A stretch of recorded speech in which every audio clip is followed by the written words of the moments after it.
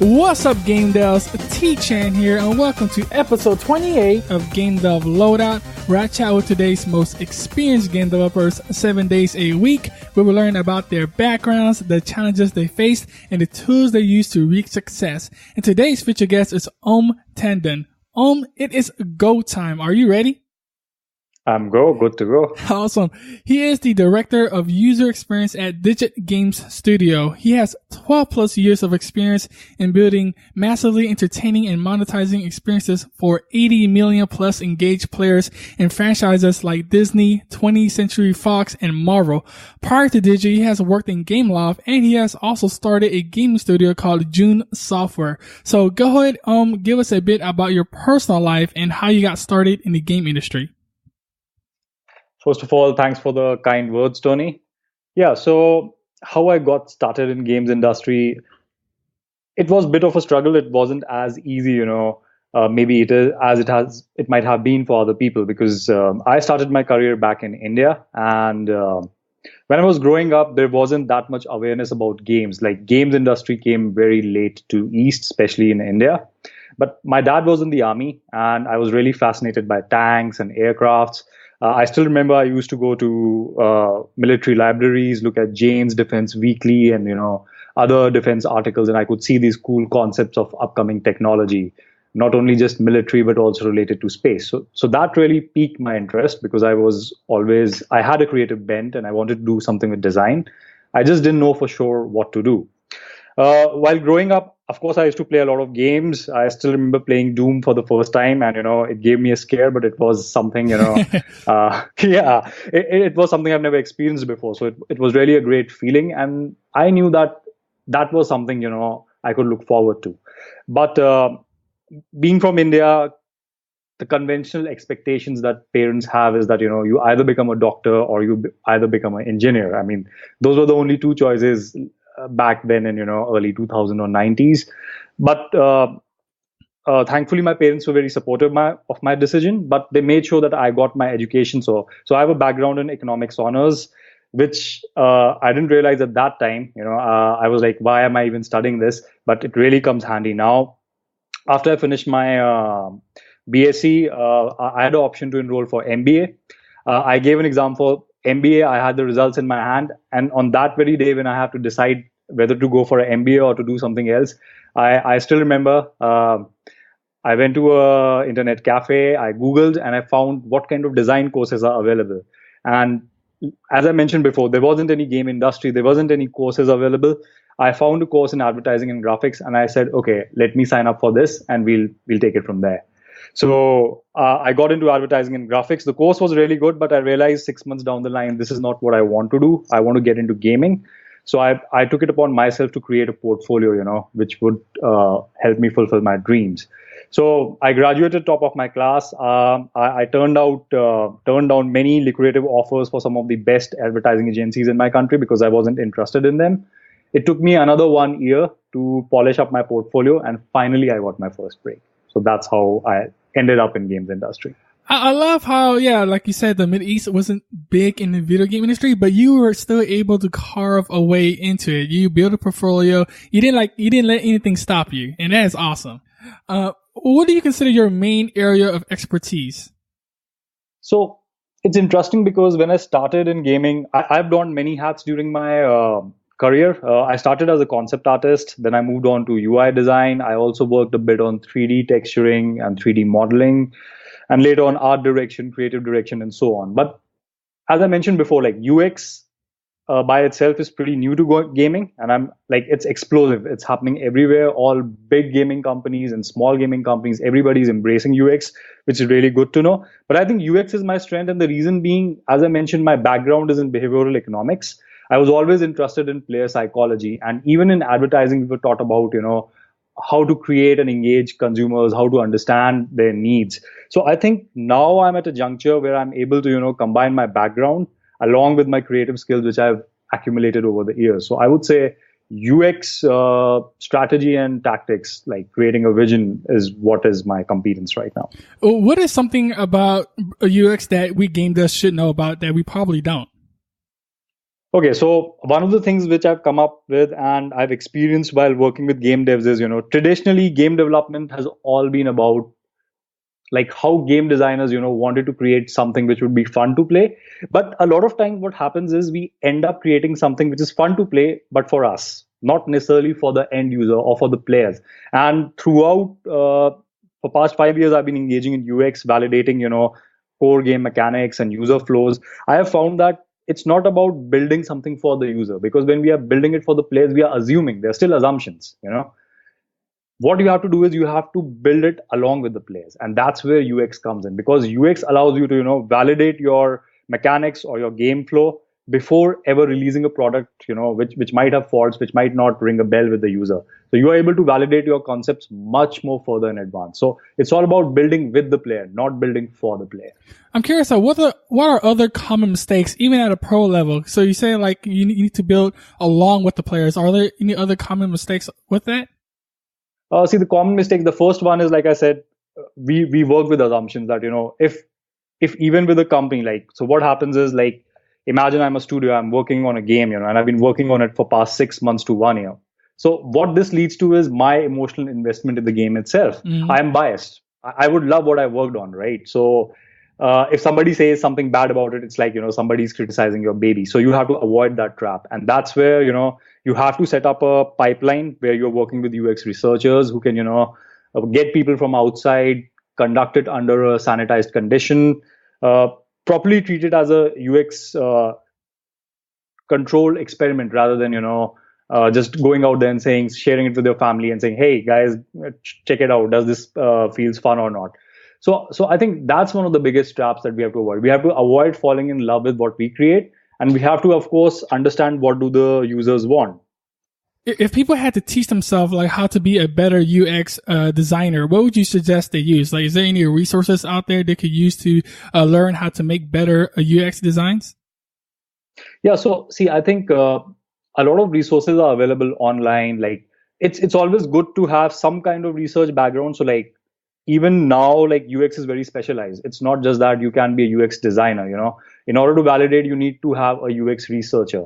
And some companies, like, who can afford to hire, they have dedicated roles. Like, UX user researchers are different from user designers or UX designers. The reason being, again, one guy, if he starts doing all these things, he'll fall in love with what he's creating. But I think it's always good to have a deep interest in human psychology. There's a lot of stuff available online. For me personally, I go to Dan Ariely's blog. It's like behavioral economics. Then you can also check out Don Norman. He coined the term user experience. So there's lots you can learn. Smashing Magazine is another good place where you can learn a lot about articles on designing good user flows. I would definitely link all that up. And now, overall, what are your key principles for a better user experience? Okay, so the first thing I like to do is, I like to study trends, what's happening in the industry. So for me, let's say I am in the mobile gaming industry, right? So I'm always very enthusiastic about what other guys are doing, what the competition is doing, and in a healthy way, not to, oh, I'm very excited when somebody comes up with the new mechanics, gives a new twist to an old mechanics, because I know that they're trying to do something there, and it's interesting to see how they are, making use of player psychology and behavioral economic principles. So what you try to do is you study competition, you analyze it, right? And let's say you have a new product that you want to build. The first thing is to understand who are you building that game for, right? Your target demographics. Like, roughly, we can always divide current mobile industry into mid-core, hardcore, and casual players. So you have to start there. You have to build demographics. You have to understand who are the people who are playing these games. Like, let's say for casual games, it's a lot of teens, or it's a lot of stay-at-home moms, or a female audience which is under 30. We know that. We have that research available. For mid-core players, we know these are the kind of people who used to be playing hardcore games when they were younger, but now they don't have the time. They're working professionals. So how would you fit your game? You want to create a small core loop, which is not more than 2-3 minutes, so that it fits into their daily routine. And same. So it's important that you understand your target audience even before you start making the product. Definitely. Yeah, you have to know your target audience for sure. Yeah, because like you say, you have to create your product to fit their schedule or lifestyle. So that's more about pre-production. But once you start building your product, I cannot even emphasize how important it is to continuously keep testing through user research and play testing, and keep looping back that feedback into the game to make it better. Awesome, awesome. Now let's take this to a more personal level, because creating a game can be very long and difficult. Even studying the market sometimes is really time consuming. What is the worst moment of your career? That one moment that's still vivid in your mind? Be very detailed and give us that story. Okay, so yeah, of course, like I said, even though we accumulate more experience, we are still learning. I mean, you need to understand, you will never know it all, because that's the kind of industry we are in. Everything is changing so fast. So one personal moment that I remember, one lesson actually, which has stayed with me and served me well. I recall, like, very early in my career, first time that I got a promotion to a manager level. So I was basically working as an art director. I was newly promoted. It was a great feeling. I found myself in a very tight situation. So there was a project which had a very tight deadline. We had missed a lot of deadlines earlier, and there was a question of money involved, because the publisher could not give us more than what was budgeted, and we had to hit our targets. Now, it so happened that the project manager, of course, because it was his responsibility, he was a bit pushy. He wanted us to, commit to deadlines which were pretty tight, and of course, deliver through crunch and everything else. Now, since I was new to the role, I was eager to prove myself and, of course, my team that, I can handle the pressure, I can do the job. Instead of taking a stand, I just went along with whatever he asked of me. The result was, like, we crunched, we really worked like long hours, but still at the end of it, because it was so tight, the deadline was so tight, we could not hit our quality benchmarks. We released the game, but we were definitely not satisfied with it. And what that resulted in, I did not feel with the kind of a job that I did. My team got burnt out, and the lesson that I learned was, you have to stand up, you have to say no, you have to draw a line somewhere. Like, there's a time to be a hero and go ahead and do the job, but when you know that there's something which will not work out, it's impossible, you take a firm stand, no matter who is asking you to commit to it. And that's something I still remember, and I use it. After that first job, I've served, like, on creative director level, UX director level, and I make sure that I stick to that principle. Now, that's a great point. How would a game dev stand up while, like, being in big trouble or sounding like a bad guy? Like, what would you suggest game devs do in order to stand up, against an idea? Or from your experience, what do you suggest they do? So I would say, Tony, like, it of course it's not easy. Imagine, your CEO or your publishers, and of course they're also justified, because somebody has put in their money, somebody has put in their time. We don't have the luxury of they're working on a product for 3, 4, 5 years. Of course, every project comes with its constraint. So the thing is, I have been in situations afterwards where I had to really stand up and say, guys, this is not working. Your vision doesn't fits in with mine, and it might be at the cost of offending the higher ups, or you might be even in a situation where you can get fired. But I think it's all about finding that voice inside you, and doing the right thing. Of course, the way to go about it is, you have to be polite, right? You have to be firm, but you have to be polite. You have to make sure that they understand why you are saying that. So you have to back it up with all the research that you have done, the quality targets. I mean, I think what you should be doing is, every company or every founder has a vision, right? Like, there is a motto why we are doing this. We are passionate people. We are doing this because we want to create a great experience for the players. We are doing this because we care about the product. It's not like we are working in a factory producing something which we just want to milk people or monetize. So you have to remind people, if this is what our core vision is, this is what we started with, and this is what we want to deliver, let's make sure that we do justice to it. So, and sometimes you will end up in heated situations, but I would say rather be in that position, rather than committing to something which you cannot pull off. Yeah, game devs, stick up to your vision, but do it in a subtle and polite way. Don't just go out there blurting that you're right and they're wrong. Just do it in a subtle way, be polite about it, and hopefully they will listen. Now, what is the best investment you've made? And it can be investment of money, time, or energy. And how did you decide to make that investment? So I think one investment that I've made is always in learning new things. So you can call it an investment in my self development. As I told you earlier, also, like, when I joined my college course, it was not the course that I wanted to. I could have given up then because everybody was doing advertising and graphics or MBA, and I could have said, yeah, why bother to um, do something for which you're not prepared for, you're not getting education or resources. So I think it gave me the confidence to go after things which I would not have been able to do otherwise because I didn't have the resources available. So learning new things, learning new skills is something I still do on a daily basis, and I make sure I'm working on personal projects outside my work routine to keep that going. Yeah, you're constantly learning, and that's so important in the game industry because there's so many different, I guess, skills or different type of positions you should at least learn about a little of, so you can get a better understanding of what other people do in your team. That, and I think also you want to give back. So that's why I blog on a regular basis. I want to give back to the community what I am learning. I also like to share it with people in my industry. Yeah, and that's why you're here. You're helping us out, and we really appreciate that. So thank you for that. What is the one thing you are most excited about today in the game industry? Okay, so the one thing I'm most excited about is, of course, the promise the future for games holds. To be honest, like if you were asking me this question 7 years back, a lot of game devs would be very hesitant about stability in gaming industry because it wasn't that big, to be honest. But after Apple and touch devices exploded on the scene, you can see that it's almost a $64 billion industry. That's what a lot of research firms are predicting. There are big brands moving in. Gaming companies are going like through the IPO route, which is not heard of, other than a few big titans. But it's also about shaping up the future. AR is on the horizon. VR is on the horizon. I mean, we are being part of something which is shaping up the future. So that's very exciting for me. Ooh, is there any game in particular in VR or AR that got you really excited?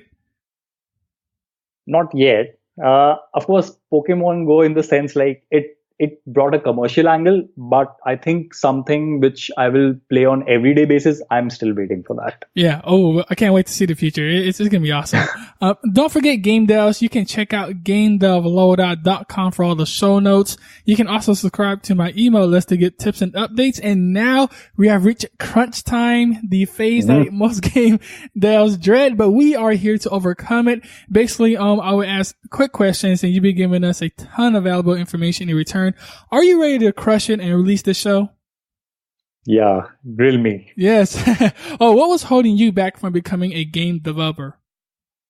So see, part of it I briefly covered. It was lack of education in my country, but there was a lot of stigma also attached. Like it's much better now, but like I mentioned, the conventional mindset was you become an engineer or a doctor. Nobody heard about games way back then, so everybody, my friends, my parents, they would of course naturally ask me, you want to be a game developer, but what about financial security? Will you be able to support your family? Where do you see yourself 10 years down the line? Is it even a career you should be looking at? And to be honest, even when I joined the industry, there were very few companies. Thankfully, the scene has now changed, but there were only about a handful of companies way back in early 2000 in India.